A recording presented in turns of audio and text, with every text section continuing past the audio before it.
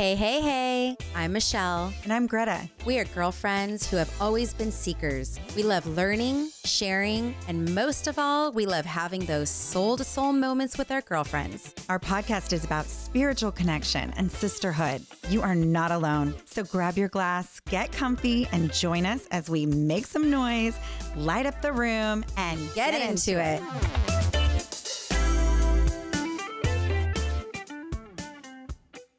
We're here to talk about marriage. Hey, That's a big one.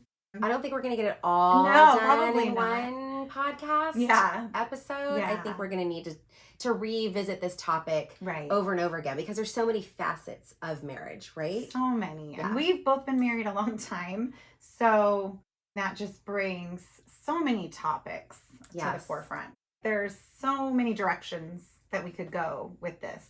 I've been married it'll be 22 years this June, and I'm super proud of it. Has not all been Ooh, easy. 22, year But 22 years. Yeah, golden. Oh, it's our Yay. golden. I didn't even think about that. Yes. Wow, that's cool. That's super cool. Yeah. Gotta celebrate that one big. Yeah. Bigger than the 25, I think. Why have to wait till 25? Like, That's just so funny. We don't even have anything planned. It's okay. We better plan something. Plan You something. gotta create those special memories. Yes, absolutely. Make it a priority. Yes. You have to make those moments a priority and Just not like marriage. Yes. Has to be a priority if you want a long-lasting one. Right. Right. We'll get into that in a Yeah. little bit. Yeah. So you've been married to Eddie. I have. For this year will be 26 years, the first time. We have a bit of a story and Yes. a very long history together. So I think before I get started, we should even just toast to like, that's a long, long time. Same person, married twice to the same person. So that's another thing to cheers And to. I will add happily married. Happily at this married. stage in our lives. So Yeah, absolutely. That's cheering to important to that. bring. That's important to bring up because it's Mhm. not always happy. I know you see those couples that are married for like 50 years and they're miserable. And it's an accomplishment, but man, you have one life. You should be Right. happy. Right. And you know what? I feel conflicted with that a little bit because there's this part of me that feels that the value of marriage has definitely gone down. Mhm. And so there's so many people that are very quick to divorce. Mhm. But at the same time, at that same token, yeah, you don't want to live your entire life, No. excuse me, with somebody that doesn't bring you joy. And it doesn't need to be joyful all the time. Like that's not reality. No, that's right? a misconception, I think, that Absolutely. can happen. And that's why I think we want to talk about this because even though we have hit that like double decade mark, right? And we're over that time, it wasn't all just blissful, right? No. Oh, no. No, Not all blissful, not all bubbly and pretty and blissful like this No. lovely drink. I will say, I feel like, at least for Steve and I, we have gone through it and came out the other side victorious. For now, I mean, marriage is like this. Yes. It doesn't just stay up here. So, yeah, it's not all roses and sunshine, and that's okay if you have someone that is willing to work with you and is dedicated as much as you are. I mean, it's a totally different story if you've got some schlub that's like, on the couch all the time, not contributing at all, makes no effort to change or grow with you. That's a whole nother issue. Or abuse or something abuse, that like or repetitive affairs, yes. or whatever. maybe addictions that you just are, you've tried and it's just not going anywhere. I mean, there are definitely, this is not a place to judge. We are not No. doing any kind of judgment, but I do think that there is a recipe and there are definitely some things that are true to creating a really good, solid Yeah, marriage. I I'll say agree. it that way. I agree. So all of us have a story. Mm-hmm. And my story may not be completely different than others. So some of you might relate, but maybe not. But Eddie and I were high school sweethearts. And so we started out dating. I don't even know if we, back then, seeing each other. I don't even know what the words were back then, but we were together. We Yeah. claimed each other. Yeah. And it was up and down, up and down. It was very teenage, passionate, love one minute, you're like totally pissed the next minute. It was just crazy. But one thing we've always been consistent on in our relationship is this passion for each other. And at some point, Eddie joined the military. And so when you're in the military, if you are married, there are quite a few benefits that go along with that. And some of that is you get a little more money. Your spouse can come on base and shop at the commissary. You get some good benefits Insurance, with that. probably. If you needed health Like care, yeah, things like that.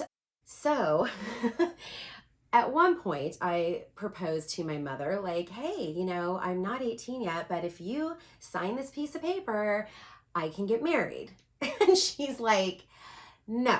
So, the little rebel that I am. I do think this story says a lot about the core of who you are.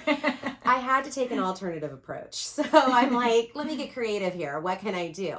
So as soon as I turned 18, I got myself a credit card, and we found out that there was a bus mostly filled with seniors, which that part we did not know.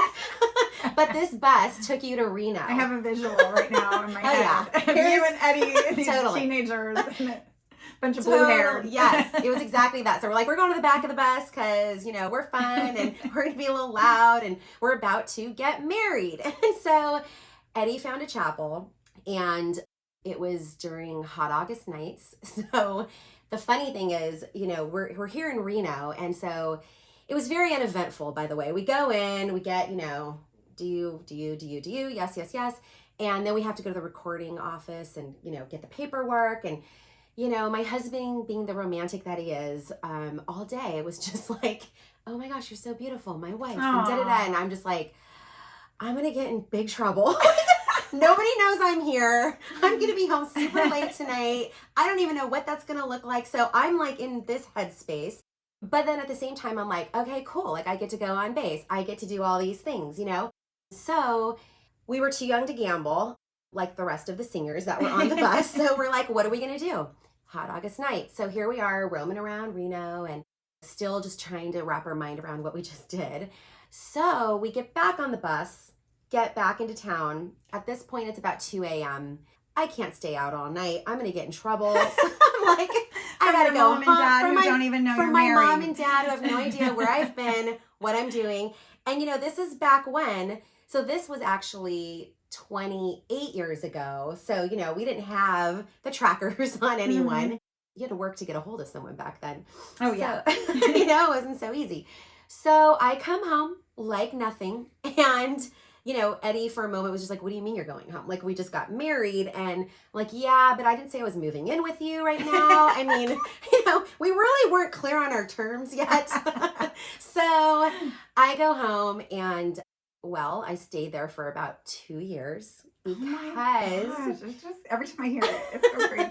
Well, I come from a very, very traditional family. Yeah. And so my parents are immigrants. I'm first generation here. And in that family structure, you don't move out before you're married. You should say you're Portuguese, first generation. I am. Yes. Generation Portuguese. Yes. Portuguese first generation. So it was made very clear to me at some point that if I wanted a wedding that my parents would provide, that I would need to stay in the house. And so I, was 18. And guess what? I wanted a big wedding. Like, to me, this whole little elopement, yes, I was in love, but it was also very logistical. So and practical. Yeah, it was like very practical. So I like to call myself a calculated risk taker because I'm always ready for like the fun and the excitement of something, but I'm also like, there are boundaries. Like, I need to recognize the boundaries. Yeah. So here I was 2 years later, parents still don't know. And we had this, traditional Catholic wedding. And I will say this, this is an important point. The priest that we had was this Irish man. And we actually told him, we had taken a couple classes right before. And, both of us riddled with a little bit of guilt, had said to him, we're already married. And he goes, like, to other people, to each other, what do you mean? And he was actually very funny. And we're like, no, we eloped, but we've been living separately, and da-da-da. And so he just looked at us and said, you know what? You've already made the commitment to each other. Nobody in the audience needs to know. What they need to know is that there are two people here that love each other. And all you two need to know is that you've already been committed that way. Yeah. So that was so special. You're gathering to celebrate the love of two people. that's it, right? Yeah. And so that was the story. So the first one was 28 years ago. The second one was 26 years ago. And we're still here. We're still in it. We're still working on it. We're still learning about each other. You don't say you've been married 28 years. You know what? I think because it was such a secret Mm-hmm. that we just felt out of respect for our families that we would just call it the second one, because the other thing I think that was kind of interesting about what we did was we didn't have anyone with us. Yeah. And so, yes, that was special in a sense because it was about just us. Mm-hmm. But at the same time, we are both social people and love our family and friends. And so there was almost like a piece that was missing. And I am very close to my mom. And so that part too was, as a matter of fact, when I did get married the second time, I had both my mom and dad walk me down the aisle because my mom is that special and close to me that I felt like, why is it just the dad? I mean, she's such an important part. That's great you did that. In raising me, you know, and that closeness. So so there was a little bit of that, and so that's why we don't. But whenever August 13th rolls around, we both just kind of he. And it's kind of like your little sexy it's our little secret. thing, totally. So, you know, it's fun to share and talk about now. And yeah, so that's a little bit of our story. It's a great story. I'm like, Michelle, you have to share that story. It's like nothing I've ever heard. It's fun. It's fun. It's fun. And you guys are a fun couple. I just enjoy them so much that you can tell 3 kids later, they have a beautiful marriage. And they're not afraid to say, like, we work at it. And, you know, I admire that too. Yes. And I want to get into I want you to tell your story because you guys are also awesome. And I think when we found each other as couples, it was so amazing to know that there was this other couple that valued marriage in the same way that we do. And we share a lot together about ups and downs that we go through, but then we also share in our belief system around marriage. So we definitely want to get into all the tips and tools and all of those kinds of things, but I totally want to hear your story too. Well, we're not technically high school sweethearts, but I knew Steve from high school. And it was funny because while he was in high school, he's a couple years older.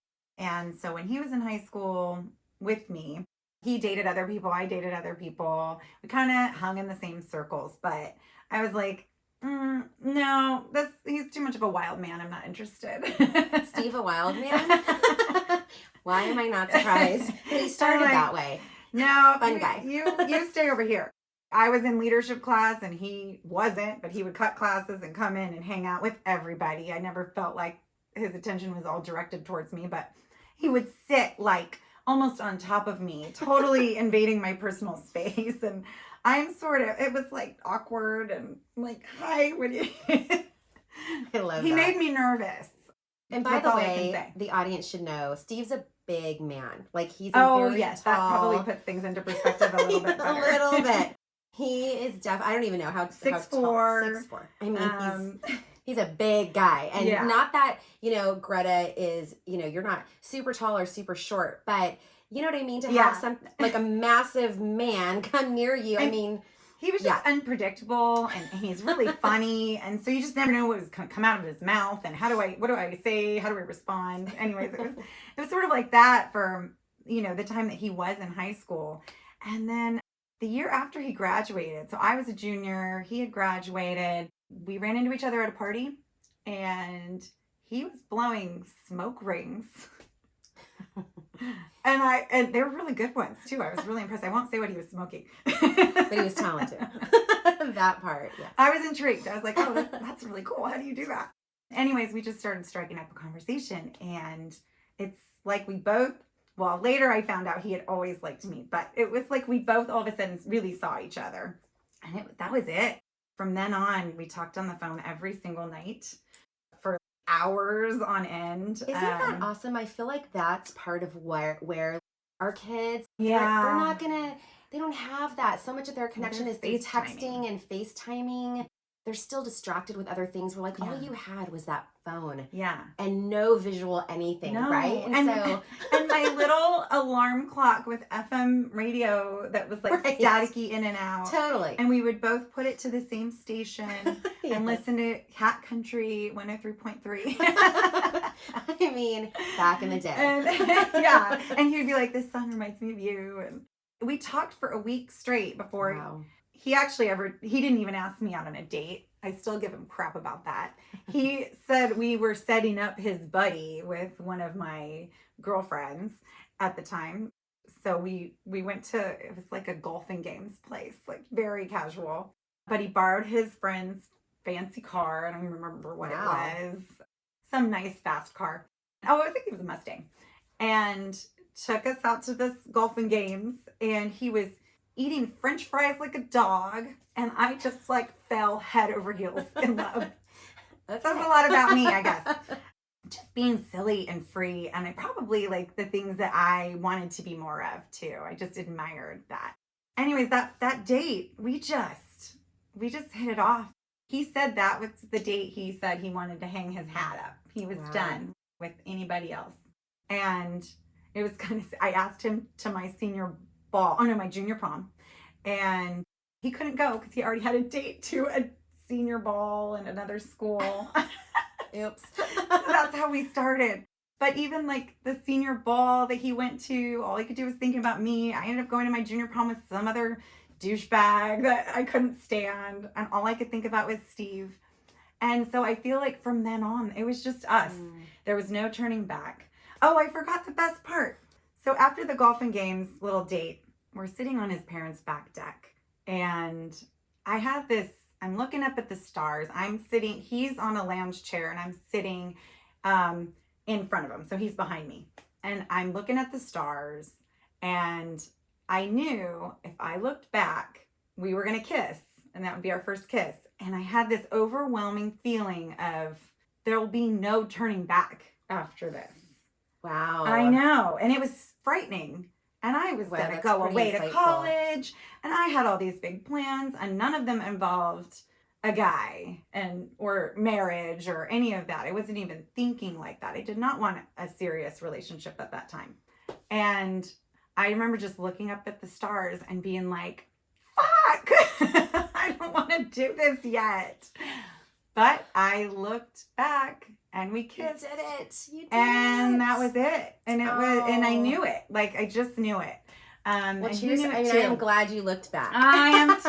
I am too. So glad you looked back. So yeah, 22 years later, and we've definitely been through some ups and downs, but I love where we're at right now. And if you would have asked me this 10 years ago, I would have had a very different answer. But that's the point. You should be always pushing each other to Yes. learn and grow and be better. And before we started recording today, I was talking to Michelle and I was telling her, I really think in a marriage, the best thing is if your partner sees the potential in you and sees where you can go and who you can become and pushes you. And sometimes it's uncomfortable. And sometimes, when Steve has pushed me to grow into the best version of myself, I don't like it. I'm like, It's back uncomfortable, off. right? Yeah. It's like, yeah. and I'm sure the reverse is true for him. Yes. So we have our things that I see him with so much love, and I love him for who he is right now. But yes, you got to push each other to be that best version of yourself. You do. And you know what? It was interesting because last night I was at dinner with some friends and I had mentioned that we were going to do this podcast on this topic on marriage. And one of my friends said, well, it's probably really easy for you to talk about marriage right now because you're in a great marriage. And I said to her, right now, I will agree with that. However, it wasn't always that way. And it did take work. It did take us pushing each other. And I'm not saying that every divorce, shouldn't have happened, because that's not at all what I'm saying. But I will say, after going through a lot of therapy, going to marriage retreats, interacting with friends who have been married for a short period of time, for a long period of time, at the end of the day, communication and that willingness to want to put the work in is what's necessary. Mm-hmm. You can't, have a mimosa with just champagne, right? It's not a mimosa, it's just champagne. Yeah. I mean, it's just which champagne. is fine too sometimes. Hey, if you just choose to be champagne, Yeah. just be champagne, right? But Yeah. the point Balancing is that each other out. absolutely, and I will tell you this is what I said to her, is one of the therapists that we went to who actually saved our marriage. When we both walked in, she said, on a scale from 1 to 100, percentage-wise, where are you in terms of wanting to work on this? And one of us said 60%. The other one said about 10%. And she said, there's still a chance. Because neither one of you said 0%. We have something to work with. And at that time, we were like, where do we even go from here? Because both of us were 1 foot out the door. And so we rolled with it. And we've also had therapists who have said, your separation isn't long enough. Why don't you take some more time? And this was during a time where we were actually living separately. So one of us would stay in the house while the other one either went to corporate housing or went to a neighbor's house. And I will tell you, because I knew that I was committed and I was willing to work on this, and I got the sense that my husband was too, when that therapist said that to me, and this is where you also have to be an advocate for your marriage, she literally said, I think you guys need more separation time. And I said to her, okay, I'm going to separate, not from him, but from you. Fuck you. I'm out of here and I'm not coming back. Okay? Yes. Yeah. And that's what happened with that. And here we are 20 plus years later. And I will tell you, I ran into that therapist one day at the gym and I was shaking and I was just like, I just want to get in her face and tell her, look, and now we have a child and I want to do all this. And you know what? I will say right before that, I had saw some show on Buddhism, and not to totally get spiritual, but I am that girl that likes to bring it to a spiritual level. But basically it was Richard Gere talking, and he was saying that, one of the energies he likes to put out is to just wish someone well. And so even if they have done you wrong, even if you don't like them, I took everything I had, everything. And all I kept saying was, in my mind, I wish you well, I wish you well, I wish you well. And I feel like whatever she may have picked up from seeing our family now grow, that's what I wanted her to know. Not that I was angry with her. I wanted her to see that, guess what? Even though you said we should go another way, another direction to, apart from each other, I didn't listen to that because my inner wisdom told me, no, we're not ready for that yet. No. So then we chose somebody else who helped us on the right path, and here we are. So yeah. Yeah, and like you said, with communication, when you separate, now it's just even harder to communicate. And once you stop talking, it's pretty much over. Yes. I love that you had that intuition to not listen to her. Because I think that once you separate like that and you stop even trying and you start leading different lives, you become indifferent and your relationship is almost doomed. And it takes that work and the effort. And as long as you have the passion for each other, even the passion to still fight. I had a girlfriend tell me that years ago. She's like, if you still are mad and you have that fire in you, then you need to say it. In the beginning of my relationship, I come from a broken home, and I used to want to just keep the peace because there was so much turmoil at the end of my parents' relationship. And so I think without even realizing I was doing that, I was a peacekeeper. And it was easy for me to sort of take a back seat. I really trusted him. I thought he made good decisions. And about 10 years into our marriage, I was like, I can't be sitting in this back seat anymore. I need to drive. This is my life. And that's when things got really challenging in our relationship, because I was coming up against him and he wasn't used to that. And I don't blame him. He was like, what? Who is this? Right. Where did this chick come from? Whoa. And I was challenging him and pushing him. But I needed my voice to be heard in this marriage. And you're talking about two different families coming together who were raised completely differently, maybe different cultural backgrounds, religion, different just discipline and family structure. Yes. And then you're coming together and you're just expecting it to just work. And it's miraculous that it even does Yes. ever. And we are not really taught how to do marriage, just like a lot of other things in life. I mean, all of it is just through sort of observing and following your heart, your intuition, all these things. I was thinking about all the therapy that Eddie and I have gone through, and I remember seeing these little stickers on my parents' cars that said marriage encounter. And that was actually like this religious therapy to keep marriages together. And so it's interesting because I didn't even really think about them working on their relationship, but as I reflect back, I'm like, they did. I mean, there were moments where wonderful. they did seek help, and I think that's really amazing, because I feel like their generation, that was very taboo to seek help outside of your marriage. Totally. So I also think it's interesting how, there are times when you don't even realize what you're picking up in that relationship, or watching your parents, positive or negative. You don't even realize what you're picking up until you're in your own relationship, and then these things surface. Right? All these years later, Steve and I were just sitting at a restaurant. It was the night before Mother's Day. We were supposed to just do a little day outing, and it turned into an overnight, which was spontaneous and so fun. And you definitely have to still have those in your marriage. It helps a ton. We felt like two little kids out on the town. It was so great. But we were sitting at dinner, and he starts sharing with me the things that he loves the most about me.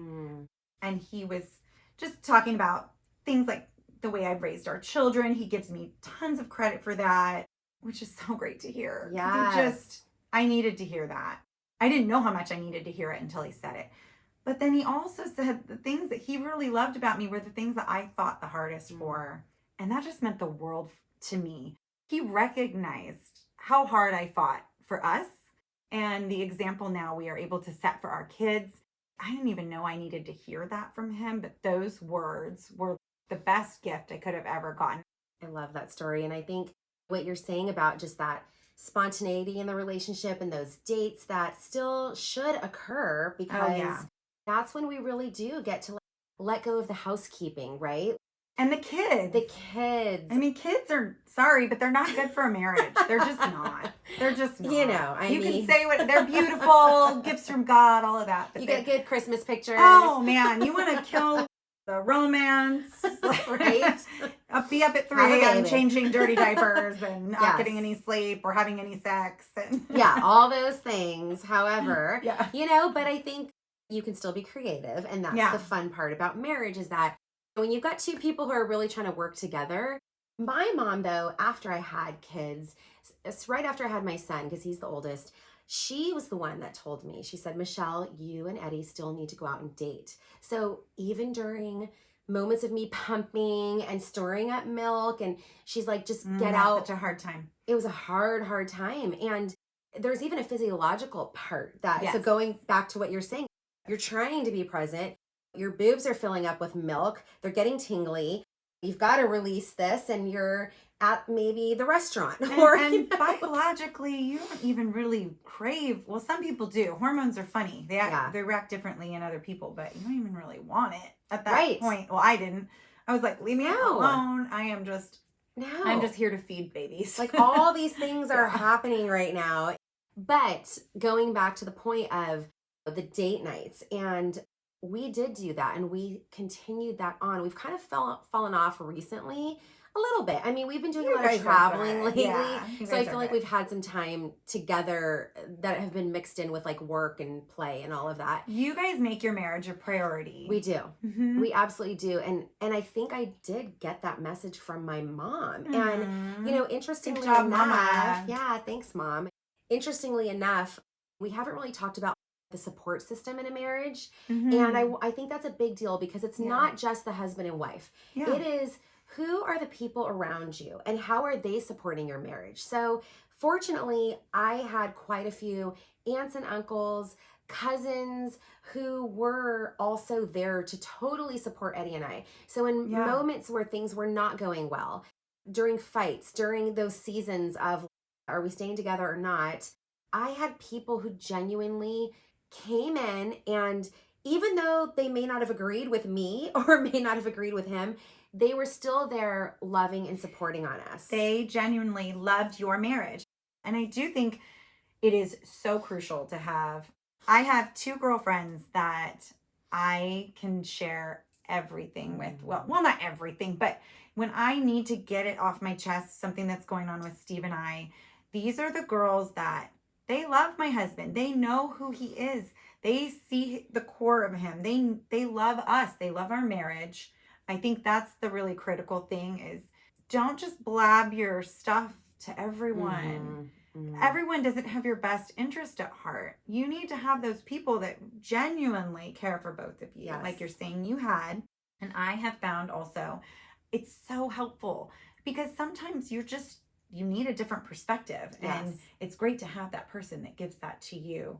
Definitely. But from a loving place with good Mhm. intentions for your marriage and your family. I mean, we're talking about got kids and everything. Yes. Nobody wants to see, there doesn't need to be a winner here. No, it's not even about that. It's the partnership. Mhm. And I like to bring this up because it's a bit religious, but I think there's so many people out there who, when they got married, they chose a verse for their marriage. And the most common one is love is patient, love is kind, it does not envy, it does not boast, it's not proud. And I always think, do we revisit that at all throughout our marriage? We say those vows. It's easy to forget. We say those things. And I remember shortly after my brother died, I went to a wedding, and there was a moment where it got really deep and emotional, and the pastor had stopped the bride and the groom, and he said, if you hear nothing that I say today, look at me right now, look at each other, and hear this. This is about sickness and in health. Death do you part. You are going to get sick. For better or worse. For better or worse, you are going to get sick. Yeah. Somebody that you love is going to die. These things are going to happen in your marriage. Are you still willing through that grief, through that pain, to stick it out? I have to share a funny story because this is what comes to my mind all the time when I think about this. There was a time where Eddie had a kidney stone, and I won't go into the details of everything, but he finally got it, we thought, blasted with a laser. And when they released him from the hospital, he also came home with a catheter. And so we're in bed, we're about to go to sleep. He's got this catheter, which was going to stay in for a couple of days. And then he puts a sleep app machine on. And I'm just looking over and I'm like, we're in probably our early 40s at this point, and I'm just like, oh, okay. That's my man. This is my guy, and this is what it means. Sickness and health. Sickness and health. Oh. That's what they were talking about. Like, I did not envision what that was going to look like. No, when you're young and in your prime. No. Oh, yeah, sickness and health. I love you. Got that. No problem. We've been sick before. Yeah. No problem. Yeah. So I say that as that is real life. These things freaking happen. Yeah. And so I think it's a good reminder. And if anyone is curious and they want to dig a little further, this is from 1 Corinthians 13, 4-8 in the NIV. And it just goes on and on. We were talking a little bit about Probably even just Google it. Oh, absolutely. Yeah, All you have to do is anywhere. love is patient. Yes, and it'll yes, all come yes. up. But one of the things that Greta and I were just talking about a little bit ago was how it keeps no records of wrongs. Yeah, that's hard to do. That could be a challenge for I'm just some of gonna- I'm us. just gonna Just do drink it. to that. Just drink to that one. But It's all up in here. That's right. That's right. Right on the forefront. So these are the things with marriage, though, and I love that we can laugh about them and be silly with it because it should not just be so serious. We're in Bend, Oregon, and we got an Uber home, and our Uber driver was this older gentleman and had a lot of life experience, and he was a marriage and family counselor for I don't know how many years, a long time. And he was asking us, what do you think is the biggest reason that couples end up coming to see me and having difficulties? And we had all these things. Oh, finances, kids, all these things. Affairs. Yeah, none of them were right. And he said, it's because people forget how to have fun together. And we chose this person to live this life. Why else would we? I mean, obviously you have to have serious moments and you have to pay bills and raise kids and stuff like that, but you cannot forget to have fun together. Yes. And I think that was such great insight from this gentleman. It was it's always in the back of my mind. We have to continue to have fun. Why else? Let's just enjoy this life we have together, this blessed life. Absolutely. No, I think it's a really, really big thing to think about is fun, because I think we go through the motions of, we're in our routines, we're sort of on autopilot, checking in with the kids, the bills, the housekeeping things. Where's the time where we get to laugh together? Where's the time where we get to say a funny thing and remind each other of, okay, when I used to tell that joke, you used to laugh a lot. You think I was cute. And now it's annoyed, because the stress of life and all these things. And that's where I will take it back to when my mom made it a very good point, where she was just like, date nights. And, there have been some date nights where we were in deep grief over like the loss of my brother. Yeah. When those moments hit, and we would just sit at the table and literally it was like staring at each other with no words. And that's okay. But it was okay because we were together. And you were bonding deeply in those moments. And we carved, not all fun and games. We carved out the time. I really love that book, The 5 Love Languages. I think that has been helpful for Steve and I to just the fact that we all do give and receive love differently. And that goes back to how you were raised. So my mom wasn't a big gift giver, but I never missed that. She was so good with her words of affirmation and planning family outings and making moments really special. I mean, coming home to homemade banana nut bread. We had to learn that communication. And I think that's a great resource too. If you are feeling like you're not hearing each other and not seeing each other. No, I agree. And I think, it goes back to also, it's not just about us. It's finding out what the other person needs, right? And that's communication. This keeps coming up. We didn't even plan that. Yes. But it's overly used. Communication is key, but it really is. It really is. It's not cliche. Yeah. This is super important. Yeah. And I think that finding out those things about your spouse, a lot of times what happens is we think we know what they want without actually finding out what it is that they want. And so what I do love about the 5 love languages is it gives you an opportunity to really find out, you tell me what your love language is. You figure that out, let me know. And so instead of me doing what I think you want or doing what I want, I'm actually going to cater to that. And that's okay. Yeah. That's okay. Like, that's how it works. And it helps you grow as a person. I mean, despite even your other half, I've become a better gift giver. Yeah. I was a shitty gift giver. I confess. Like, that was me. I didn't think about it until like the day of, the morning of. I wasn't brought up to be thoughtful in the way of giving gifts. So it's something I had to work on, because not that my husband wanted big elaborate gifts. He just loved the thought that went into the gift. And so I had to work on that. And he had to work on giving me those special moments, because mine is words of affirmation. Quality time is huge for me. So he had to work on that. And he would think a lot of nice compliments for me in his head. He just wouldn't say them out loud. And so, now I'm getting ready in the bathroom and he'll say, oh, your hair looks really pretty or whatever. But he had to work on that too. He didn't have that natural response just to say it out loud. So it's just a little extra effort. I also think marriage, I think you could go all the way back to preschool and you learn the golden rule. And I think do unto others as you would have done to you. So it's sad, a lot of marriages, when it gets to that point where it becomes toxic and we've all seen it, couples out and they're just nasty to each other and they're mean to each other. And you wouldn't talk to yourself that way, I hope. You would want someone to talk kind and loving to you. And so if you could just flip that around and think, golden rule.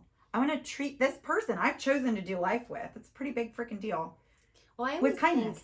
Would you say that to your friend? Oh, yeah, that's a good way to say it. I think sometimes some of us do have some negative self-talk programmed in us, but How to a many of friend. you would actually sit face to Mhm. face and say the things to your friend that you say to your husband? Yes. Right? Yeah. You wouldn't have any friends. Yeah, They would all leave your ass. They'd all say, peace out. You're on your But that's own. what, I mean, my mom would say that when I was stressed out, I would be the meanest to her because I knew she wasn't going to leave me. She wasn't going to Yes. go anywhere. She was my solid, she was there. Safe. Yeah. Mhm. Yeah. And so we do that to our spouses. And that's not a fair thing to do to anyone. No. And how can we make this life more pleasant, Mhm. more beautiful, more enjoyable, more fun for our spouse? And that comes back to you, right? It is like a boomerang and it comes back to you. Maybe you're not in a great spot with your spouse. Maybe you are really in the depths right now. Deficit. Yeah. When you are there, maybe just try saying something kind. If you can just do maybe a task Mhm. or a nice gesture, make him coffee, do something that just makes his day a little brighter, you'll be amazed at what comes back to you. Yeah, absolutely. It's hard to do. It's not easy. And I don't always do well at that. Well, it's also stepping out of your comfort zone because it's not comfortable when you're No. mad. And you getting know. out of your ego. Total. I think a okay. lot of when you're mad, it's Let's go there ego. for a minute, Yeah. right? I was in a marriage class at one point, and one of the things they had us do in our phones next to your spouse's name to put some sort of term of endearment so that every time they call you, you are not just saying their name, but you're saying something Mhm. that is positive Mhm. because it's so easy to just stick to the negative and just keep going down that path. Like, I don't know, Yeah. it's weird how we're wired that way. Yeah. But I also wanted to introduce something that was introduced to me, which is called this concept of the love bank. Have you ever, I don't know if you've ever heard Yeah, of that. I think you might have shared it with me before. Yeah. So what I love about this, because it completely plays into what you're saying, is that each of us has an account for everybody that we interact with. When you think about a marriage and you and your significant other, we have this account. So I'll just do it as friends, just to make the example clear. But so Greta and I have an account for you have an account for me. So each time we interact, if it's a good interaction, today when you walked in, it was like, hey, we hadn't seen each other for a while, hugs. Oh, love units are being deposited into the love account, so we're like, woo, we're stacking up. We pour ourselves a drink. We're like, yay, cheers. Okay, again, like more units, more units. Now, let's say that, we were out together and maybe I felt like, oh, she's kind of not really paying attention to me. Like she's being kind of rude and like offsetting. At that moment, I might start feeling like, okay, love units are now getting withdrawn. And so all this that was going on is like now going here, right? And so if the next interaction I have with you was maybe something that wasn't super positive, and this keeps going down and vice versa, however that looks, in that moment, that account is being drained. And when it gets here, I unfortunately think that's when a lot of affairs happen. Absolutely. Because people go looking elsewhere to fill that bank up again. That's Yeah. right. So I challenge you, think about those accounts that you have with not only your spouse, but other people in your life. And think about, in what way can I work to fill their love accounts? Because when their love accounts are full, they have more to give now to you because they're also being filled up. It's all energy. It's all energy. Exchanges of energy. It is. And it is also getting that ego out of the way, because you can easily get to that place where it's like, well, I've been doing all this stuff Tit for this for tat. person. Yeah. And you know what? Take Nobody the scoreboard wins. down. Take Nobody it down. wins, No. especially in a marriage, because not then helpful. the kids lose. Yep. And that's the worst thing that can happen. It's not helpful. And that was something else a therapist said in our relationship. Get rid of the scoreboard. Like, it is not helping anyone. Yeah. And it's true. So, I mean, these are things that you and I have worked on in our marriages and have been successful in that way.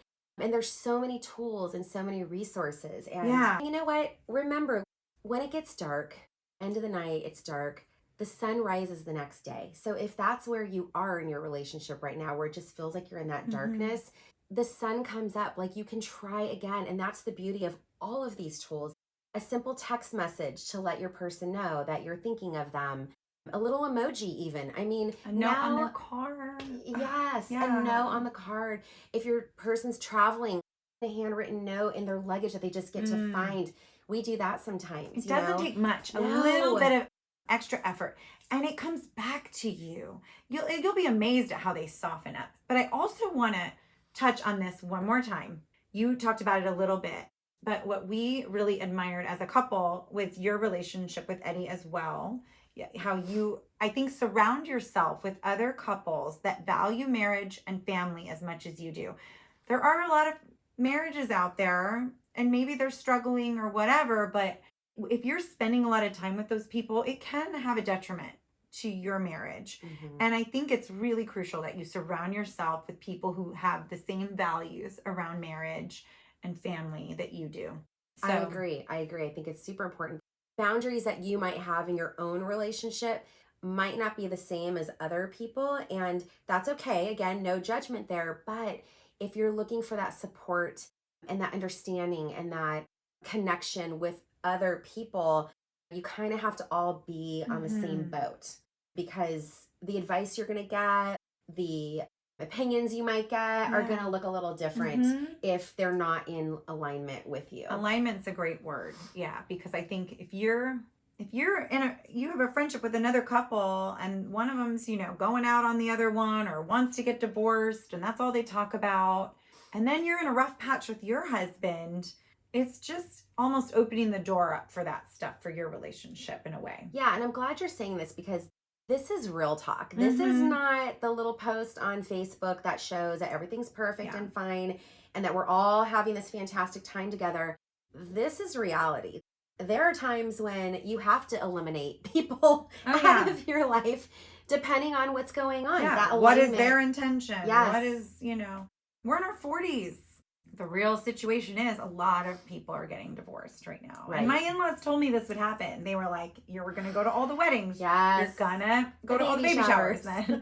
And then the divorces. Yes. And so sadly, that is sort of a pattern. Or maybe not. I mean, for some people, it's a good thing. Get divorced. Absolutely. Start over. Have a brand new, beautiful life. Yes. And I know several people who have done that, and it has been so good for them. So if you're in a toxic, unhealthy relationship and you have a spouse that is unwilling to even try even a little bit, then girl, you got to move on. That's right. You have one life. And you know what? You can set a beautiful example for your children of showing what you're willing to tolerate. So you sit there, you take abuse, verbal abuse, whatever amount, even if you don't think it's that bad but you're feeling horrible and your kids are picking up on it, regardless of, maybe it's not physical, but it's verbal. Your kids are picking up on that. A lot of times they repeat the behavior that they witness in their home. So if you're in that situation, do what you got to do, girl. That's right. Move on. And find that support who's going to carry you through that, because it's okay.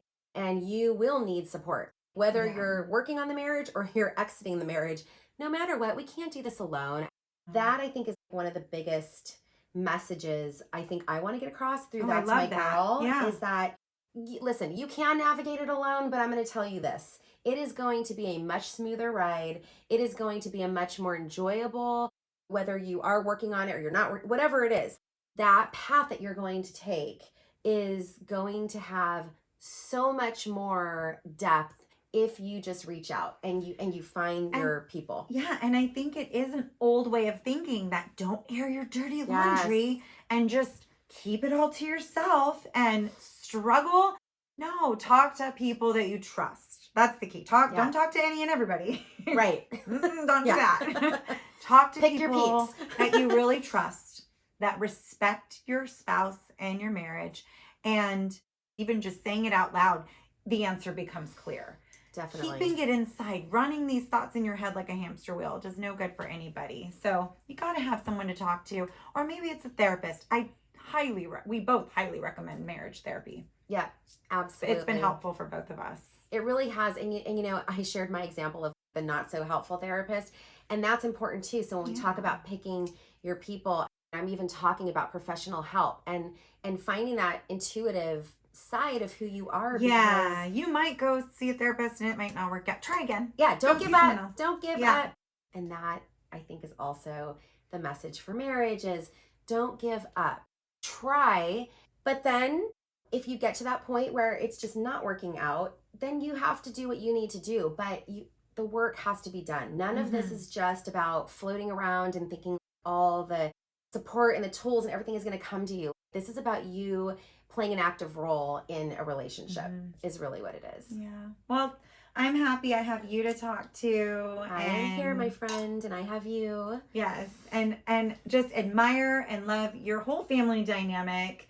And it's special. And I'm grateful to have you guys in our lives. Thank you. I don't think it's a coincidence that we ended up connecting and becoming friends. And so when you have people like you and Steve and your kids, it's like you hold on to them and you hold on tightly because you're also role models for my kids. And you're also showing them what another outside of their parents, because they may think at times we're a little crazy. Yeah. You know? No, my son, I don't think my son wanted to go home. He was like, I love this family.